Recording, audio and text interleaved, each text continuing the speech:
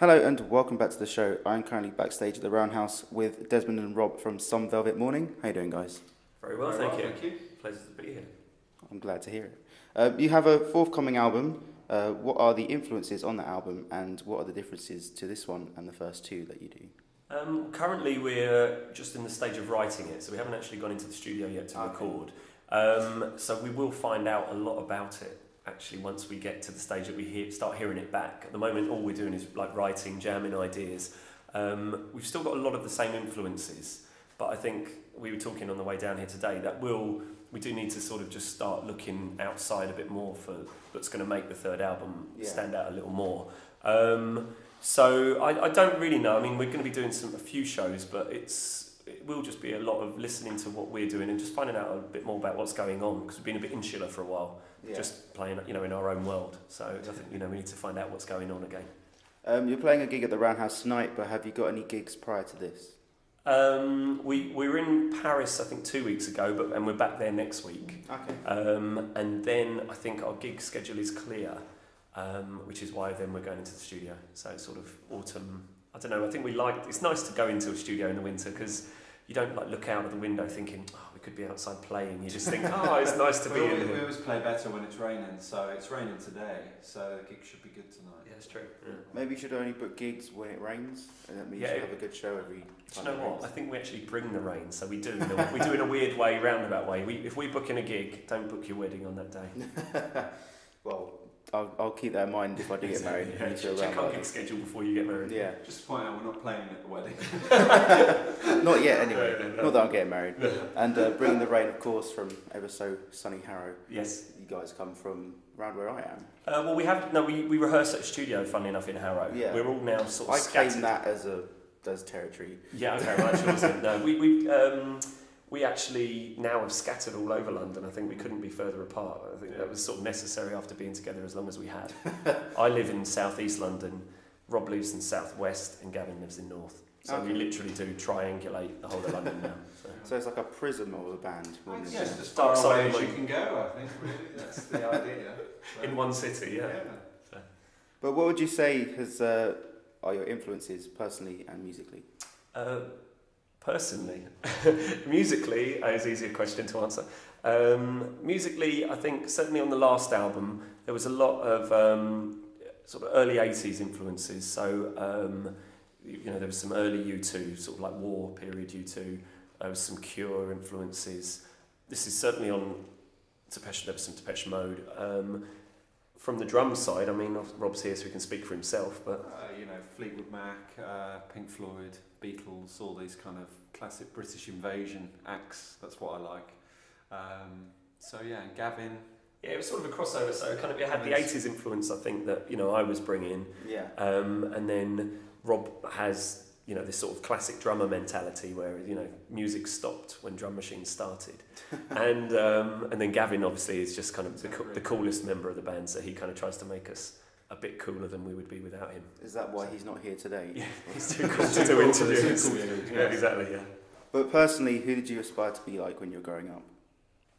Well, career-wise, and that's a dirty word in itself, I know, but people in music that I've looked up to would be Depeche Mode. They signed to an independent label rather than a major label in the early 80s. Yeah. Well, when I say signed, they actually didn't sign. They just had a handshake with the owner of Mute Records, and that carried through essentially for most of their career, and they stayed on the same label. And they just put records out on their own, their own sort of agenda, I suppose. They didn't really have radio support, so they were existing in their own universe, and we've sort of, funnily enough, found ourselves going along in a similar route in the sense that we're playing here at the Roundhouse tonight, but with not really any radio support. Other than, I'm not talking about yourselves, but as in Radio 1 or things like that. There's not a lot of radio support that we've had in this country, at least. In other countries, it's different. But we seem to still be attracting fans. So it's we are kind of existing in our own universe, separate to the cool music universe that it does exist elsewhere. I wouldn't call it cool, but... Well, it's fine. I mean, there's no negativity here at all. I mean, it's fine. There's some great music out there. Yeah.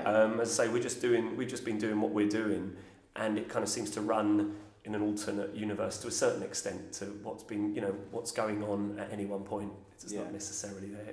Who knows, next month things may change and suddenly, a lot of people, radio DJs might want to play the record. So you just don't know. It's not really worth considering. People like what we're doing anyway. So doing quite well on, syncs at the moment. We've got a little... bathroom sinks? Bathroom sinks, yeah. We've got a song in Filth, which is the new Irvine Welsh film.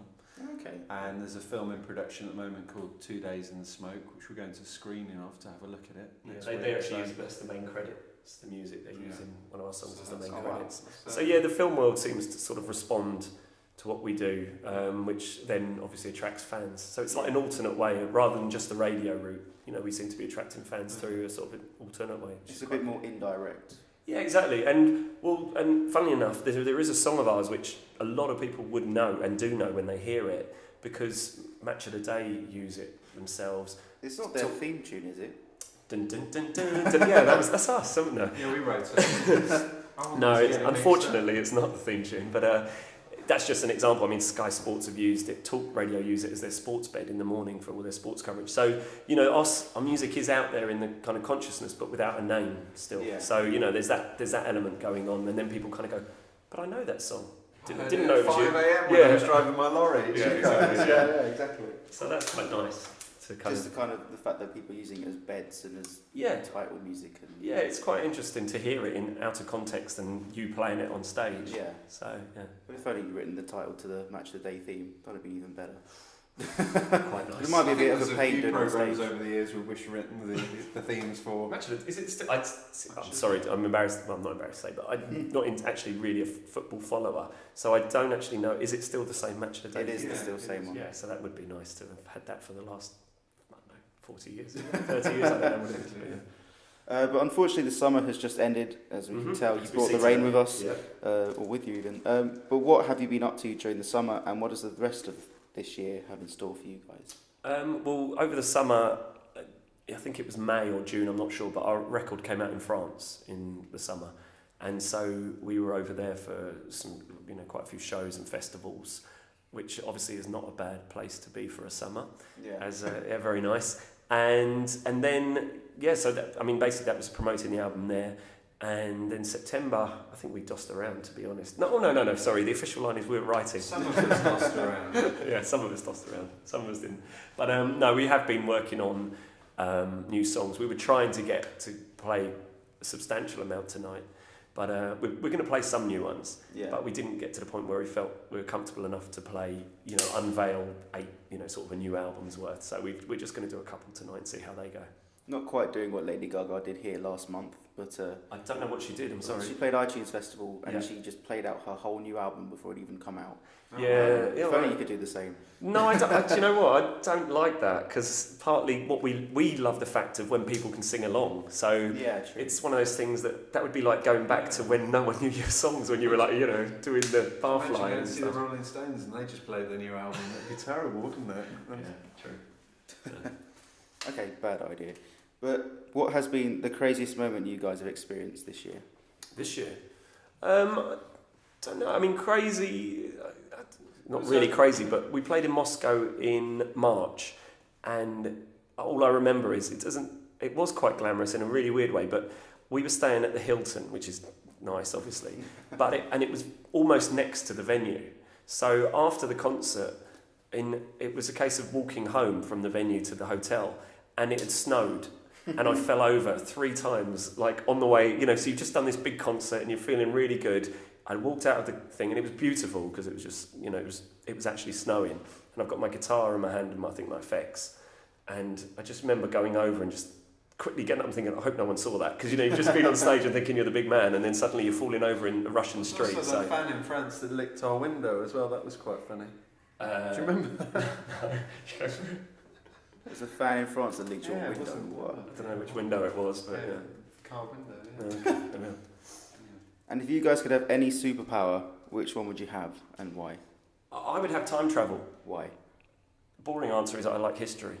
It's not a boring answer. No, I know, but I just find it thoroughly interesting, and Or you could kind of go back and actually say that you wrote the Beatles catalogue. You could actually go and join the Beatles instead of being in Some Velvet Morning. There we are. Well, yeah, so, there's just loads of things you could do that would be, being a music pervert, you could actually just go and see all the best gigs for the last 50 years. But then also, the last, however, 2,000 years, there are just so many things that would be amazing to see.